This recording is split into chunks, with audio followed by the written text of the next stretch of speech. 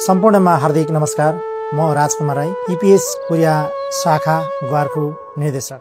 नेपालमा 2064 सालमा ईपीएस को स्थापना भएको र स्थापना भएदेखि हालसम्म नेपालबाट 1,16,500 नेपाली कामदारहरू कोरिया प्रवेश गरिसकेको देखिन्छ।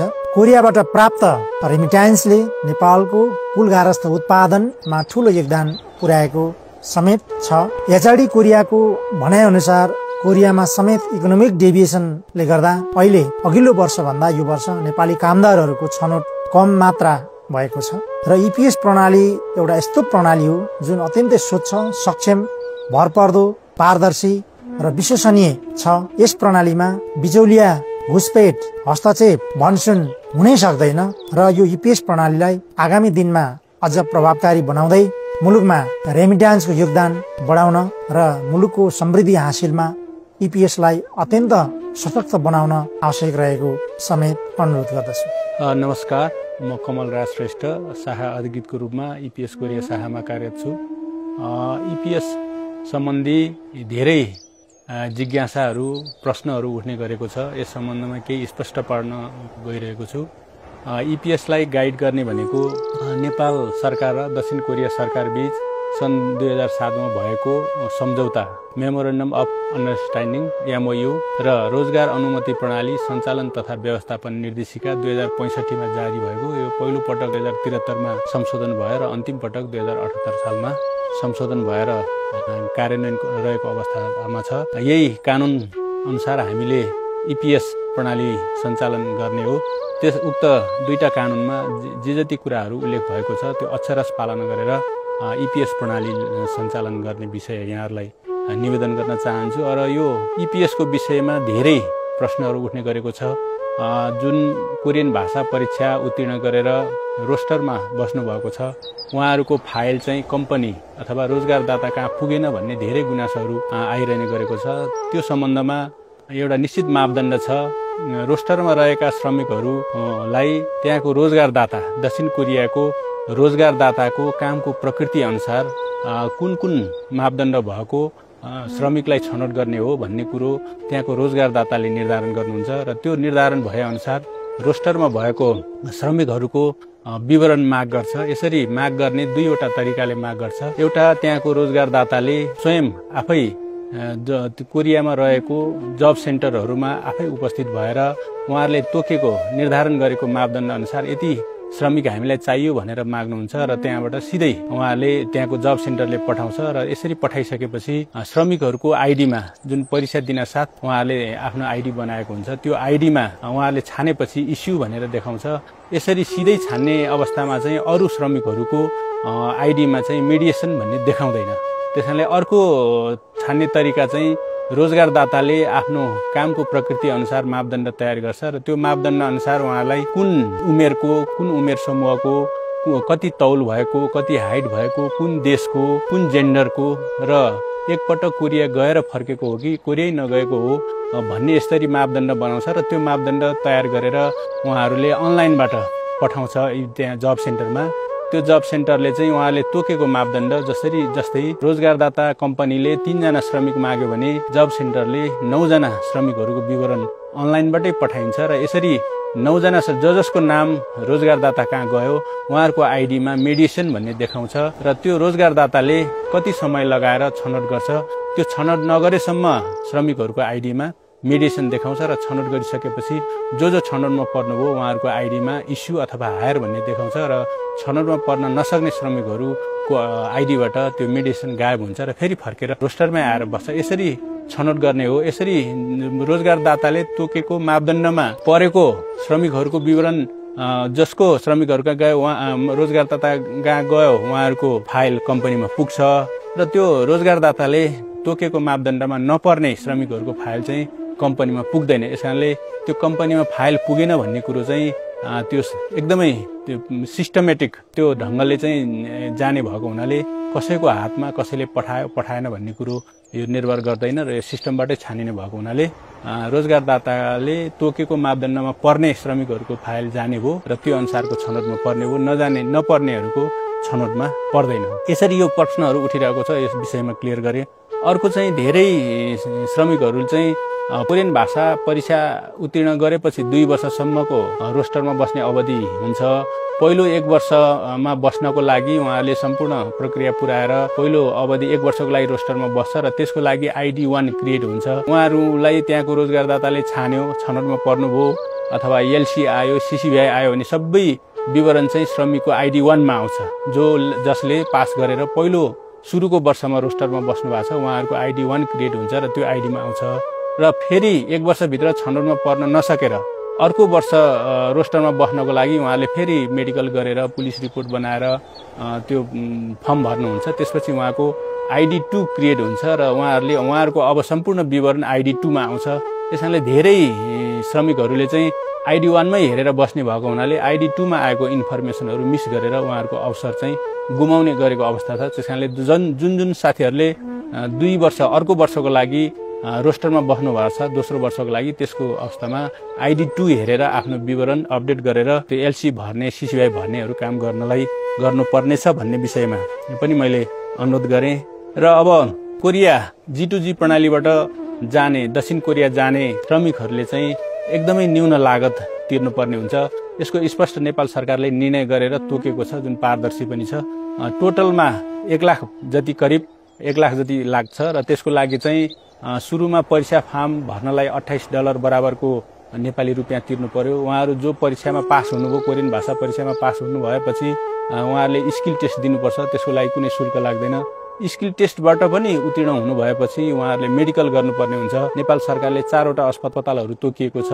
सिभिल अस्पताल, टेकु अस्पताल, पाटन अस्पताल र नेपाल कोरिया मैत्री ठिमीमा छ। यो 4 वटा अस्पतालबाट मेडिकल गरेर रु 7300 तिरेर मेडिकल गर्नुपर्ने हुन्छ र उहाँहरू जो शारीरिक र मानसिक रूपमा फिट हुनुहुन्छ उहाँहरूले चाहिँ जब एप्लिकेसन फर्म भर्नुपर्छ। त्यसको लागि $5 तिर्नुपर्ने हुन्छ। यसरी $5 तिरेर जब एप्लिकेसन फर्म भर्नु भएपछि उहाँहरू पहिलो 1 वर्षको लागि रोस्टरमा बस्नुहुनेछ। रोस्टरमा बसिसकेपछि त्यहाँको रोजगारदाताले छनौट भयो भने LC आउँछ। त्यसपछि CCBI आउँछ। त्यसपछि CCBI लाई चाहिँ 8100 रुपियाँ भिसा शुल्क बाबत तिर्नुपर्छ। त्यो CCBI भर्नुभन्दा अगाडि उहाँहरूले मेडिकल गर्नुपर्ने हुन्छ। त्यसको लागि करिब 1100 लाग्छ। CCBI भरिसकेपछि उहाँहरूले CCBI भरेर भिसा लागिसकेपछि उहाँहरूले श्रम गर्नुपर्ने हुन्छ। त्यो श्रम गर्नलाई चाहिँ निश्चित रुपियाँहरू लाग्छ। त्यसको लागि तोकिएको छ। त्यसको लागि G2G फी अथवा म्यानेजमेन्ट फी भनेर $46.20 बापत $20 बराबरको रकम तिर्नुपर्ने हुन्छ। अर्को त्यो वेलफेयर फन्डमा चाहिँ 2500 नेपाली रुपियाँ तिर्नुपर्ने हुन्छ। त्यस्तै सामाजिक सुरक्षा कोष त्यो श्रमिकको आफ्नै खातामा जम्मा हुने हो। त्यो रु 2308 रुपियाँ तिर्नुपर्ने छ र बिमा गर्नुपर्ने हुन्छ करिब 6 वर्ष बराबरको। त्यसको लागि 35 वर्षभन्दा कम उमेरको हुनुहुन्छ भने उहाँहरूले 6100 जति र 35 वर्षभन्दा माथि हुनुहुन्छ भने उहाँहरूले 8800 जति तिर्नुपर्ने हुन्छ र त्यो लगायत त्यसपछि अब एयरफेयर प्लेन टिकटको लागि करिब अहिले 1 वर्षको लागि 54991 रुपियाँ बोलपत्रबाट कायम भएको छ। त्यति र जानुभन्दा 24 घण्टा अगाडि VDRL टेस्ट गर्नुपर्ने हुन्छ। त्यसको लागि 100 गरेर करिब 1 लाख भन्दा बढी लाग्दैन। लाग्ने लागत यति नै हो। त्यसकारणले कसैले त्यो भन्दा बढी शुल्क लाग्छ तिर्नुपर्छ भन्यो भने त्यस्तो भ्रममा नपर्नु हुन पनि हामी EPS कोरिया शाखाले अनुरोध गर्छौँ। र अर्को कुरो भन्नै पर्ने कुरो के छ भने दक्षिण कोरियाले माग भएको थियो 22 अप्रिल 2024 मा चाहिँ अब मागको आधारमा धेरै परीक्षार्थीहरू समावेश हुने र परीक्षा गर्ने लामो समय लाग्ने भएको हुनाले यसलाई कसरी घटाउन सकिन्छ भनेर उहाँहरूले 2-3 वटा विकल्प दिनुभएको थियो। जसमा माग भएको आधारमा तेब्बर संख्यामा फर्म भराउने कि अथवा गत सालमा दिएको भन्दा 10% बढाएर फर्म लिने कि भन्ने उहाँहरूले विकल्प दिनुभएको थियो। त्यो विकल्पमा छलफल गर्दा नेपाल सरकारको श्रम रोजगार तथा सामाजिक सुरक्षा मन्त्रालयको श्रीमान सचिवको स्तरको निर्णय अनुसार 2081 साल वैशाख 6 गते चाहिँ जति माग हुन्छ त्यसको तेब्बर संख्यामा फर्म भराउने र परीक्षा दिन लगाउने भन्ने विषयको निर्णय भएको थियो। त्यही जानकारी हामीले HRD कोरियामा पनि पठाएको थियो र पछिल्लो समय चाहिँ परिस्थितिलाई आकलन गर्दै अब त्यसो गर्दा धेरै परीक्षार्थीहरू परीक्षा तयारी गरेर बसेका परीक्षार्थीहरूले पनि परीक्षा दिन नपाउने अवस्था हुन सक्ने भएको हुनाले नेपाल सरकार माननीय श्रम रोजगार तथा सामाजिक सुरक्षा मन्त्रीज्यूको स्तरको निर्णय 2081 साल फागुन 28 गते भएको छ र जो इच्छुक परीक्षार्थीहरू हुन्छ कोरियन भाषा दिनलाई उहाँहरूले सबैले फर्म भर्न पाउने भन्ने निर्णय भएको छ। त्यही जानकारी हामीले एचआरडी कोरियालाई पनि पठाइसकेको छ। त्यही अनुसारको अब सबै तयारीमा बस्नु हुने भन्ने विषयमा पनि इपिएस कोरियाले इच्छुक सम्पूर्ण सम्बन्धित सरकारवालाहरूलाई निवेदन पनि गर्न चाहन्छ। पछिल्लो समय नेपाली युवा युवतीहरू रोजगारको खोजीको लागि विदेश हिँड्ने क्रम बढिरहेको छ। त्यही सिलसिलामा दक्षिण कोरियामा इपिएस प्रणाली मार्फत जाने संख्या बढेको छ। यसको कारण चाहिँ यो G2G प्रणालीबाट पठाउने भएको हुनाले लागत एकदमै न्यून छ र पारिश्रमिक आकर्षक छ। 8 घण्टा काम गरे बापत 2 लाख रुपियाँ पारिश्रमिक नेपाली रुपियाँ पाउने अवस्था छ र यो G2G बाट पठाउने भएको हुनाले यो नेपाल सरकार र दक्षिण कोरिया सरकार बीच भएको MOU र रोजगार अनुमति प्रणाली सञ्चालन तथा व्यवस्थापन निर्देशिका 2073 अनुसार यसमा लेखिएको प्रावधानहरू हुबहु कार्यान्वयन गर्ने भएको हुनाले यो सिस्टममा जाने पास गर्ने जति सबै दक्षिण कोरिया जान पाउँदैन। त्यहाँको रोजगारदाताले छनौट गरेको अवस्थामा मात्र कोरियामा रोजगारीको लागि जान सकिन्छ। र यो नेपालमा मात्र छुट्टै प्रावधान होइन, यो दक्षिण कोरियाले इपिएस प्रणालीबाट विदेशी श्रमिक भित्र्याउने 17वटै मुलुकमा एउटै प्रावधान र एउटै कानुन भएको हुनाले नेपाललाई मात्र छुट्टै कानुन लागू गर्ने अवस्था नरहेको बेहोराको समेत जानकारी गराउन चाहन्छु। त्यसकारण कोरियन भाषा परीक्षा पास गर्ने बित्तिकै दक्षिण कोरिया जान पाउने हुँदैन। यो चाहिँ MOU को मा पनि यो प्रावधान उल्लेख गरिएको छ र एउटा कम्पनीले कुनै 3 जना श्रमिक माग गर्यो भने 9 जना तेब्बर संख्यामा रोजगारदातालाई विवरण पठाउनु पर्ने भएको हुनाले माग पद संख्या भन्दा 3 गुणा बढी चाहिँ पास गराएर रोस्टरमा राख्ने अवस्था छ। त्यसकारणले पास गर्ने सबै कोरियामा रोजगारीको लागि जान सक्ने अवस्था नरहेको छ। इपिएस प्रणाली अन्तर्गत दक्षिण कोरिया जानलाई नेपाली श्रमिकहरूले निम्न विधि पद्धति र प्रक्रियाहरू अपनाउनु पर्ने हुन्छ। सर्वप्रथम नेपाल सरकार र कोरिया सरकार बीच MOU अन्तर्गत चाहिँ परीक्षाको लागि मिति तोकिन्छ। सोको लागि चाहिँ आवेदकहरूको योग्यता चाहिँ 18 देखि 39 वर्ष क्रस नगरेको व्यक्ति, नेपालबाट फौजदारी अभियोगमा जेल सजाय नपाएको, विदेश जान रोक नलगाएको, कोरियामा गैर कानुनी रूपमा बसोबास नगरेको र डिपोर्सन चाहिँ नभएको व्यक्ति हुनुपर्छ र त्यस्ता व्यक्तिहरूले परीक्षाको अनलाइन आवेदन भर्न सक्छन् र अनलाइन आवेदन भरिसकेपछि त्यो आवेदनहरू चाहिँ हामी इपिएस कोरिया शाखाबाट चाहिँ कोरियाको सिस्टममा प्रविष्टि गरिन्छ। एचआरडी सर्भिस अफ कोरियाले निजहरूको चाहिँ परीक्षाको लागि तालिका सार्वजनिक गर्छ र व्यक्तिहरूले चाहिँ आफ्नो मिति, समय र सेसनमा परीक्षामा सहभागी हुनुपर्ने हुन्छ। त्यसको लागि फ्रड कन्ट्रोललाई चाहिँ बायोमेट्रिक भेरिफिकेसन, रजिस्ट्रेसन गर्ने प्रक्रियाहरू हुन्छ र पास भएका व्यक्तिहरूले चाहिँ जब एप्लिकेसन फर्म भर्नुपर्ने हुन्छ, जसमा चाहिँ पुलिस रिपोर्ट, स्वास्थ्य परीक्षण प्रतिवेदन चाहिँ अनिवार्य रहन्छ र 1 वर्ष म्याद भएको चाहिँ राहदानी अनिवार्य हुन्छ र त्यसपछि चाहिँ हामीले इन्डिभिजुअली निजहरूको विवरणहरू कोरियाको मुख्यालयमा, एचआरडीको मुख्यालयमा पठाउँछौँ र एचआरडीको मुख्यालयले चाहिँ ती फर्महरू रुजु गरेर एप्रुभ गर्छ र एप्रुभ भइसकेपछि चाहिँ कोरियामा रहेका लोकल जब सेन्टरहरूबाट रोजगारदाताले आफ्नो क्राइटेरिया अनुसार व्यक्तिहरूलाई ऱ्यान्डमली सेलेक्सन गर्छ र त्यसपछि निजहरूको लेबर कन्ट्र्याक्ट इस्यु हुन्छ र लेबर कन्ट्र्याक्ट इस्यु भइसकेपछि व्यक्तिहरू स्वयं कार्यालयमा उपस्थित भई लेबर कन्ट्र्याक्ट साइन गर्नुपर्ने हुन्छ र लेबर कन्ट्र्याक्ट साइन गरिसकेपछि कोरियाको मिनिस्ट्री अफ जस्टिस अन्तर्गतको इमिग्रेसन अफिसले निजहरूको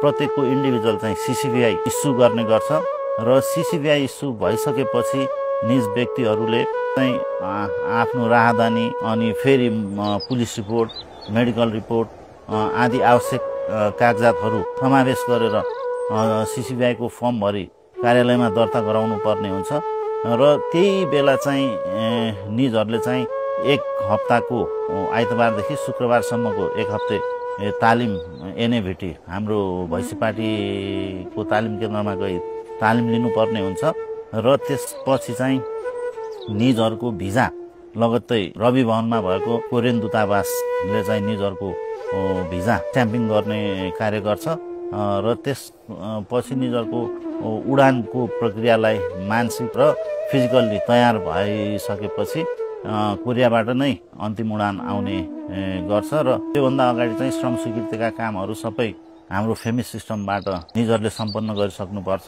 र उड्नुभन्दा 1-2 दिन अगाडि हाम्रो कार्यालयमा इपिएस कोरिया शाखामा आई निजहरूको 1-2 घण्टाको ओरिएन्टेसन हुन्छ, कसरी जाने, के सामानहरू लगेर जाने, यी आदि इत्यादि कुराहरू चाहिँ त्यो ओरिएन्टेसनमा भइन्छ र यहाँ त्यही दिन निजहरूको भिजा लागेको राजधानी अनि visa, name tag, cap, jacket, समृद्ध पोसाकहरू चाहिँ वितरण गरिन्छ र भनेको मिति, समय र दिनमा चाहिँ निज व्यक्तिहरू कोरिया प्रस्थान गर्छन् र कोरिया प्रस्थान गरिसकेपछि निजहरूले चाहिँ तालिम केन्द्रमा 2 रात 3 दिनको तालिम गर्नुपर्ने हुन्छ।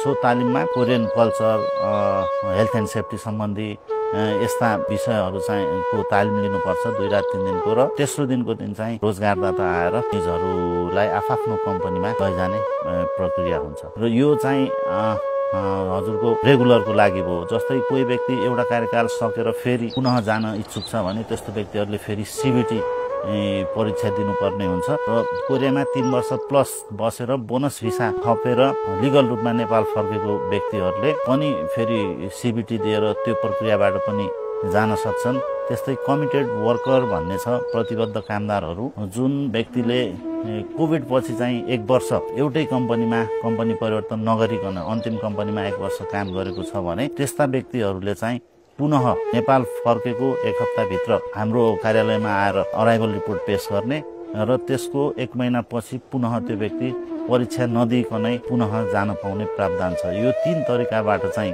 अहिले गइरहेछन् र अर्को एउटा हालसालै 2-3 वर्ष भयो खुलेको रुट इन्डस्ट्री भन्ने पनि सेक्टर छ। त्यसमा चाहिँ तपाईको भोकेसनल ट्रेनिङ विभिन्न क्राइटेरियाहरू तोकिएका छन्। त्यसमा उत्तीर्ण भएका व्यक्ति, सर्टलिस्टेड परेका व्यक्तिहरू पनि 1 महिना 2 महिनाको तालिम लिएर पनि जान पाउने प्रावधान छ। यसरी 4 तरिकाबाट चाहिँ इपिएस प्रक्रियाबाट नेपाली श्रमिकहरू दक्षिण कोरिया गइरहेको अवस्था छ।